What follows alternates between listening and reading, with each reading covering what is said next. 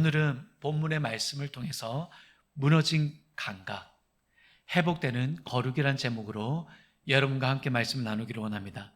화면을 보면 몇 년 전 세계를 휩쓸었던 코로나19 팬데믹 때의 사건입니다. 많은 사람이 가장 힘들어했던 후유증 가운데 하나가 후각과 미각의 상실이었습니다. 눈앞에 맛있는 음식이 있는데도 냄새도 잘 느껴지지 않고 입에 넣어도 맛을 느낄 수가 없었습니다. 음식은 그대로 있는데 그것을 느끼는 감각이 무뎌진 것입니다. 코로나뿐만이 아니라 심한 독감에 걸렸을 때에도 우리는 종종 맛과 냄새를 잃어버리게 됩니다. 몸의 신경이 제 기능을 하지 못하면 이처럼 우리 삶의 가장 기본적인 즐거움이 차단이 됩니다. 이것을 우리는 지각마비라고 합니다. 그런데 여러분, 정말 두려운 것은 육체의 감각만 무뎌지는 것이 아니라 우리 영혼 안에서도 조용히 이 무뎌짐이 일어나고 있다는 것입니다. 몸은 아프면 병원에 가려고 합니다. 그런데 영혼의 감각이 무뎌지면 아픈 줄을 모릅니다. 하나님과 멀어지고 있는데도 불편하지가 않습니다.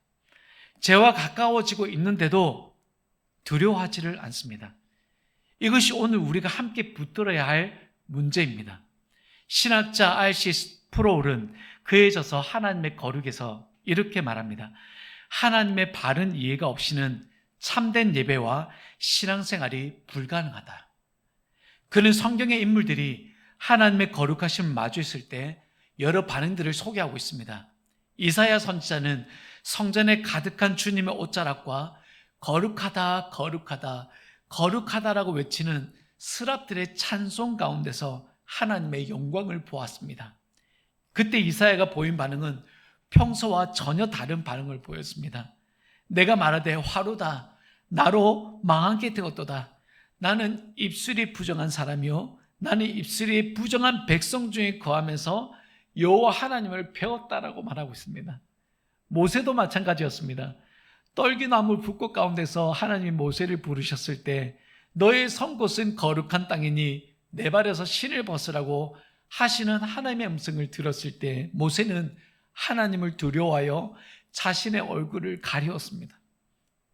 여러분, 하나님의 거룩함을 대면할 때 인간은 비로소 자기 자신을 정직하게 바라보게 됩니다. 내가 얼마나 연약한지, 내 안에 얼마나 많은 부패함이 있는지 깨닫게 됩니다. 우리가 쉬지 않고 기도해도, 내가 때로는 누구보다도 말씀을 잘 읽어도 내 안에 그 연약함과 부패함을 자꾸 하나님께서는 보게 하신다는 것입니다. 여기 오늘 설교의 중요한 핵심이 있습니다. 거룩은 하나님을 만나는 자리에서 회복됩니다. 여러분, 오늘 이 자리에서 여러분이 하나님을 만나지 못한다면 정말 안타까운 것이고, 이곳에서 여러분이 하나님을 만나지 못한다면 사단이 오늘 여러분에게 너무 강력하게 역사하고 있는 것입니다. 여러분, 이 자리를 절대 빼앗기지 않기를 축복합니다. 여러분, 오늘 우리의 삶을 들여다보십시오. 우리는 하나님을 알아가는 시간보다 다른 것을 소비하는 시간이 훨씬 많아졌습니다. 하나님을 만나는 시간보다 휴대폰 화면을 만나는 시간이 우리에게는 더욱더 익숙해졌습니다. 전문가들이 최근 몇 년 사이에 조사한 것이 있습니다. 사람들의 디지털 사용 방식이 빠르게 바뀌어가고 있다라는 분석이었습니다. 하루 평균 스마트 사용 시간이 어느 순간 5시간을 넘어섰다는 이야기들도 나옵니다. 이것은 5시간은 여러분 평균적인 거겠죠. 아마도 대부분 5시간 이상을 하고 있을 겁니다. 물론 스마트폰 자체가 악하다는 말이 아닙니다. 문제는 그 안에서 우리가 무엇으로 마음을 채우고 있느냐라는 것입니다. 버스를 기다릴 때, 신호를 기다릴 때, 엘리베이터를 타고 올라갈 때, 내려올 때, 잠깐 틈이 생길 때마다 우리는 습관적으로 휴대폰을 켭니다. 하나님을 찾기보다 더 빠르고 더 강한 자극을 우리 마음에 집어넣습니다. 또한 우리 생각에 집어넣습니다. 그러다 보니 우리 영혼이 하나님 앞에 조용히 깨어 있을 공간이 점점 줄어들고 있습니다. 또 하나의 문제는 알고리즘입니다. 우리는 내 생각과 내 취향에 맞는 추천되어지는 영상과 정보 가운데서 내 욕망을 자극하는 콘텐츠를 계속해서 소비하고 있습니다. 그래서 여러분, 웬만하면 유튜브는 여러분이 필요한 정보를 검색해서 찾아보는 것을 저는 적극 추천합니다. 만약 여러분이 그것을 놓치게 되는 순간부터 여러분이 원하는 생각과 여러분의 취향에 맞는 정보들만 취하게 될 것입니다. 그러는 와중에 우리는 말씀을 읽고 묵상하는 일, 기도하며 하나님 앞에 잠잠히 머무는 일은 점점 지루하고 멀게 느껴지고 있습니다. 그러는 사이에 살아계신 하나님을 알아가는 영적 감각이 조금씩 무뎌져 가고 있습니다. 거룩이란 말은 구별됨이라는 의미가 있습니다. 하나님께 속한 것과 속하지 않는 것을 구별하는 것입니다. 그런데 우리의 일상의 틈새를 자극적인 미디어로 모두 채워버리면 구별됨을 인식할 영적 공간이 여러분 순식간에 사라지게 됩니다. 하나님의 거룩하심이라는 기준이 흐려지면서 우리의 죄를 보면서도 죄라고 느끼지 못하고 은혜 앞에서 감격하지 못하는 상태가 될 수 있습니다. 결국에는 이사야와 전혀 다른 화를 입은 나 자신을 전혀 느끼지 못하게 됩니다. 그래서 오늘 말씀은 우리에게 이렇게 묻습니다. 나는 지금도 하나님 앞에서 살아있는 감각을 가지고 있는가? 아니면 어느새 무뎌진 감각으로 지금도 살아가고 있는가라는 것입니다. 그렇다면 우리는 첫 번째로 나는 영적 지각 마비 상태에 있는지 점검해 보아야 할 것입니다. 사도 바울은 오늘 본문 19절에서 아주 충격적인 표현을 사용합니다. 에베소서 4장 19절 함께 읽겠습니다. 그들이 감각 없는 자가 되어 자신을 방탕에 방임하여 모든 더러운 것을 욕심으로 행하되, 여기서 감각 없는 자로 번역된 말은 감각을 잃어버린 상태, 무감각해진 상태를 뜻합니다.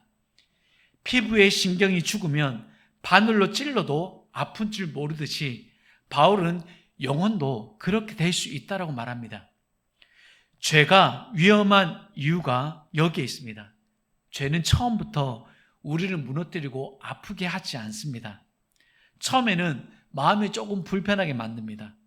그리고 처음에는 양심이 조금 찔리도록 합니다. 그런데 이것이 계속해서 반복되면 익숙해지고, 익숙해지면 둔해지고, 둔해지면 더 이상 죄가 죄처럼 느껴지지 않습니다. 본문 18절은 이 과정을 어떻게 일어나는지를 보여주고 있습니다. 여러분 18절 말씀 함께 읽겠습니다. 그들의 총명이 어두워지고 그들 가운데 있는 무지함과 그들의 마음이 굳어짐으로 말미암아 하나님의 생명에서 떠나 있도다. 17절에서 말하는 바울은 이방인의 마음에 험한 것을 행하지 말라고 말하고 있습니다. 이방인의 허망한 것은 목적이 없는, 결실이 없는 것을 얘기합니다. 이것을 우리가 행하며 나갈 때 총명이 어두워지고 무지함으로 가득 채워진다고 말하고 있습니다. 결국 이것으로 나타나는 결과는 하나님의 생명에서 떠나게 된다는 것이죠. 마음이 굳어집니다. 그리고 결국 하나님의 생명에서 멀어집니다. 이것이 영적 지각 마비의 길입니다. 흥미롭게도 구약의 레위기도 이 문제를 정면으로 다루고 있습니다. 하나님께서는 제사장 아론에게 이렇게 말씀하셨습니다. 그리하여야 너희가 거룩하고 속된 것을 분별하며 부정하고 정한 것을 분별하고. 여기서 분별하다는 것은 무엇이 하나님께 속한 것인지, 무엇이 나를 더럽히는 것인지, 무엇이 거룩한 길인지 실제로 구별해내는 능력입니다. 레위기 제사 제도는 이스라엘 백성에게 계속해서 이것을 가르쳐 왔습니다. 너희는 거룩과 속됨을 구별할 줄 아는 백성이 되어야 한다. 정함과 부정함 앞에서 무뎌지지 말아야 한다라고 계속해서 말하고 계셨습니다. 그런데 레위기 10장에서 아론의 아들 나답과 아비후가 하나님께서 명령하시지 않은 다른 불을 들이다가 그만 성막 안에서 죽임을 당합니다. 그들은 제사장이었어요. 하나님을 가까이 하는 사람이었습니다. 그런데 바로 그 자리에서 거룩과 속됨의 경계를 전혀 느끼지 못했습니다. 이 이야기는 나답과 아비후의 이야기만이 아닙니다. 우리의 일상을 가만히 들여다보면 우리도 매일의 반복 속에서 거룩과 속됨의 경계를 지워나가고 있습니다. 나답과 아비후처럼 하루가 지나지 않아 무너진 감각으로 신앙을 이어나갈 수 있습니다. 레위기 18장은 인간의 가장 은밀하고 본질적인 영역인 성과 가정의 질서를 무너뜨리는 죄들을 기록하고 있습니다. 그런데 이 말씀이 무겁게 다가오는 이유는 하나님의 준엄한 경고가 있기 때문입니다. 레위기 18장 28절로 30절 말씀을 서로 교도하여 읽도록 하겠습니다. 너희도 더럽히면 그 땅이 너희가 있기 전 주민을 토함같이 너희를 토할까 하노라. 이 가증한 모든 일을 함께 읽겠습니다. 그러므로 너희는 내 명령을 지키고 너희가 들어가기 전에 행하던 가증한 풍속을 하나라도 따름으로 스스로 더럽히지 말라. 나는 너희의 하나님 여호와니라. 하나님은 거룩을 잃어버린 삶이 공동체 전체를 무너뜨린다고 말씀하고 있습니다. 교회가 무너지고 가정이 무너지고 사회가 무너지는 거예요. 거룩을 잃어버린 삶이 그렇습니다. 여러분, 정치 연장에서 기독교라는 이름으로 여러분 정치를 비판하는 것은 잘못된 집회입니다. 여러분, 하나님께서 그 자리에서 설교를 하신다면 과연 그 집회 가운데서 그런 말을 할까요? 어떤 한 사람을 빗대어서 여러분 욕하면서 과격한 말을 얘기할까요?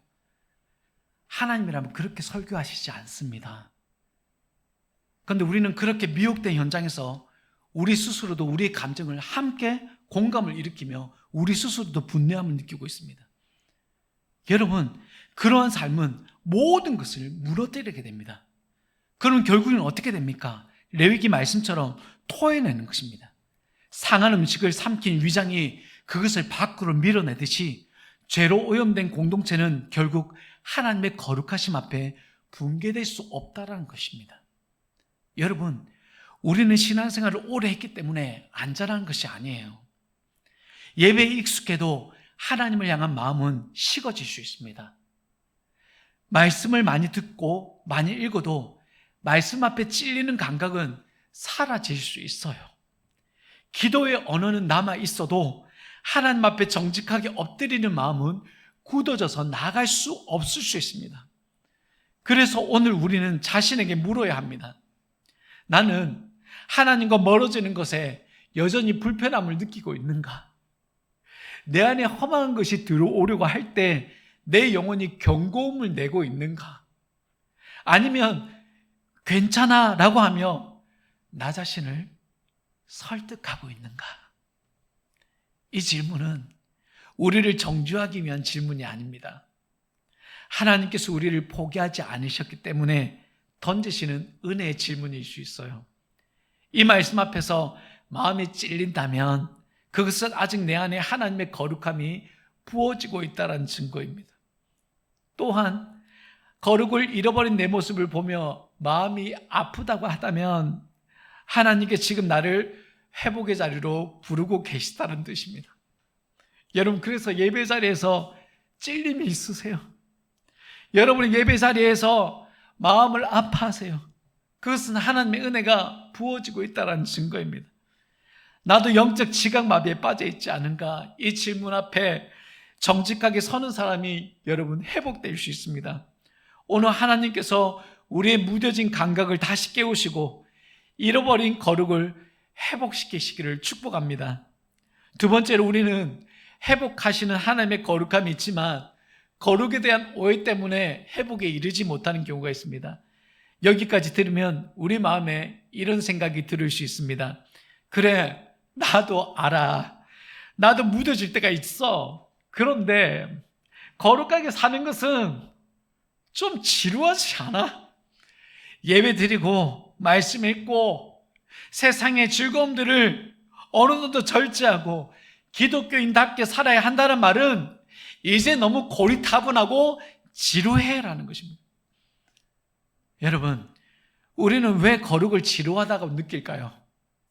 여러 이유가 있겠지만 첫째는 재미있는 세속적 유혹을 참아내는 종교적인 노력이 있기 때문에 지루함을 느낍니다. 두 번째는 도덕적인 극기 훈련이 있기 때문에 거룩을 지루하게 느낍니다. 셋째는 욕망을 사로잡는 것이 없기 때문에 거룩을 지루하게 느낍니다. 넷째는 빠르고 강한 자극이 없기 때문에 거룩을 지루하게 느낍니다. 마지막으로 밋밋한 일상이 반복되기 때문에 거룩이 지루하게 느끼는 것입니다. 이 중에 공감되는 거 하나라도 있지 않습니까? 솔직히 다 맞는 말이에요. 거룩은 세속적인 일들로 참아내야 하고요. 도덕은 극기 훈련처럼 경건의 훈련을 해야 합니다. 내 욕망에 끌리지 않기 위해서는 욕망을 제거해야 합니다. 빠르고 강한 자극이 매 순간 또한 일어나지 않습니다. 은혜를 받았다고 해서 다음날 찬란하게 바뀌어져 있지도 않습니다. 그런데 하나님은 망가진 우리를 다시 거룩하게 회복하려고 하시는 걸까요? 왜 이 재미없는 거룩한 삶을 회복하게 하려고 하시는 걸까요? 하나님께서 우리를 거룩으로 부르시는 이유는 정말 우리 인생을 지루하게 만들기 위해서일까요? 하나님께서 회복하시려는 거룩은 정말 생명이 없는 지루한 규칙에 불과한 것일까요? 바울은 앞에서 감각 없는 자가 되어 자신을 방탕에 방임한다라고 말했습니다. 감각을 잃은 사람은 위험을 위협으로 느끼지 않습니다. 그래서 저항 없이 자신을 내어주는 거예요. 이것이 어떻게 보면 중독의 구조와 닮아 있습니다. 예를 들어 보겠습니다. 한 교회 집사님이 처음에는 직장 회식의 자리에서 분위기 때문에 술을 마시지 않다가 어느 순간 술을 마시기 시작했습니다. 직장 생활이 힘들어 인간관계에 윤활유가 필요했고 스트레스를 풀 수 있는 하나의 출구가 필요했습니다. 그래서 교회에서는 성실한 집사이고 가정에서는 자상한 아버지지만 술을 한 잔씩 기울이기 시작했습니다. 처음에는 캔맥주 한 캔에서 이후에는 소주 한 병으로 점점 양이 늘어나게 되었습니다. 그러다가 주일 예배에 늦기 시작했습니다. 그 이유는 전날에 마신 술 기운 때문이었습니다. 처음에는 부끄러웠지만 시간이 지나면서 그 부끄러움마저도 사라졌습니다. 그리고 그 집사님은 술의 빈도수가 더욱더 늘어났습니다. 한 청소년은 하루가 휴대폰으로 시작해서 휴대폰으로 끝납니다. 부모님이 이제 그만 보라고 하면 나 좀 내버려 두세요. 나도 쉬고 싶어요 라고 말합니다. 그런데 사실 그 학생이 쉬고 있는 것이 아닙니다. 휴대폰이 없으면 무엇도 재미가 없어진 상태가 되어진 거예요. 술이든 스마트폰이든 어떠한 중독이든 구조는 다 비슷합니다. 중독에 빠진 이들에게 나타나는 현상은 감각이 마비가 되고 관계가 파괴가 되어지며 하나님과의 거리는 더욱더 멀어지게 됩니다. 그런데 이 중독된 사람들 가운데 내면에 남아있는 한 가지 생각이 있다면 나는 언제든지 돌아갈 수 있다라는 자기 기만 상태에 놓여져 있다라는 것입니다. 결국엔 돌아오지 못하는 거죠.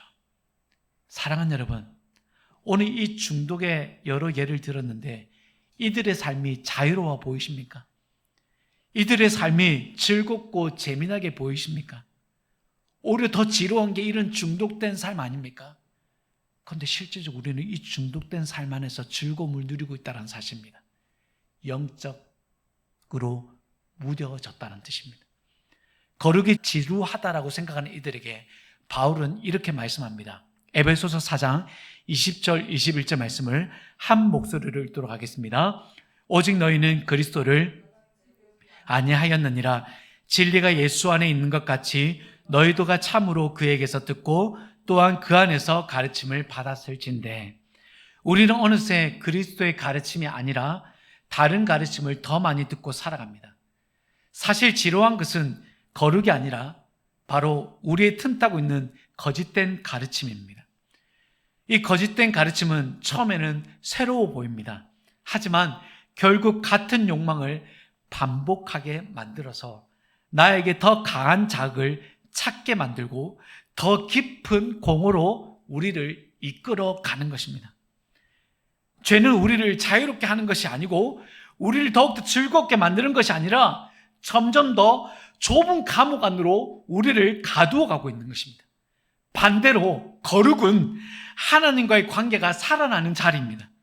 거룩은 생명의 감각이 회복되는 자리입니다. 거룩은 내가 정말 사람답게 하나님의 형상답게 살아가기 시작하는 길입니다. 그래서 거룩에 대한 오해를 풀 수 있는 유일한 길은, 다시 말씀드립니다, 거룩에 대한 오해를 풀 수 있는 유일한 길은 예수 그리스도 안에서 진리를 다시 배우는 거예요. 진리는 예수 안에 있습니다. 그리고 그 진리는 우리에게 참된 생명이 무엇인지 가르치고 계십니다. 그리고 그 진리가 우리의 거룩을 회복하는 자리로 이끌어 가십니다. 에베소서 4장 22절에서 24절 말씀을 읽겠습니다. 너희는 유혹의 욕심을 따라 썩어져가는 구습을 따르는 옛사람을 벗어버리고 오직 너희의 심령이 새롭게 되어 하나님을 따라 의와 진리의 거룩함으로 지으심을 받은 새 사람을 입으라. 아멘. 여러분, 진리가 아닌 다른 가르침을 받을 때 여러분 어떻게 옛사람을 벗어버릴 수 있습니까? 어떻게 새 사람의 옷을 입을 수 있습니까? 여러분, 그곳에서는 절대 이런 가르침을 주지 않습니다.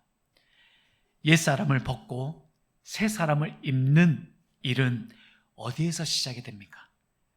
의와 진리의 거룩함으로 다시 옷 입는 자리는 어디입니까? 바로 하나님 앞에 서는 자리입니다.